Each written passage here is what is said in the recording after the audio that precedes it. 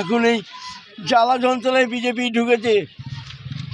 সিপিএমের লোককে motor cycle করে নিয়ে যাওয়া একদিন গোঘাটে নামিয়ে দিয়েও পাথরে আমি কাজ করতে যাই, তাকে বলছে শালাই সিপিএম করে, শালাকে মারলো, তৃণমূলের ছেলেরা মারলো, আমরা যাক ছাড়িয়ে রোধ করে দিলাম। বাবা চিপে যা বন্ধ করে দিন।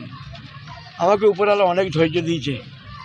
তারপরে আবার তৃণমূল আবার এলো, আমার ভাইপোরা বলে চ তৃণমূলে ঢুকে পড়ি, ছোটোটা তৃণমূল করে, তৃণমূলে ঢুকে পড়ি। যেচে তৃণমূলে ঢুকতে গেল মিছিলে, বিজয় মিছিলে, সেখানেও ছেলে দুটোকেই মারল। বলুন এরপরেও আমি কী খাবো? হয় আমাকে বিষ খেতে হবে, নাহলে মার্ডার করতে হবে। না, যেটা করেছে সেটা তোলা থাকবে। আর যদি খুন না করে থাকে আমি অযথা কারো ঘরে দোষটা বলে পারবো নি। আমার একাল জোর করে ঘরকে নিয়ে এলো ছেলেটা, আমার ওইখানে ঘর আছে মসজিদ তলায়, আমাকে এত ভালোবাসতে আমাকে কোনো শেষ বেলায় আমি ছেলেকে ছোটো ছিল বলে যাবে।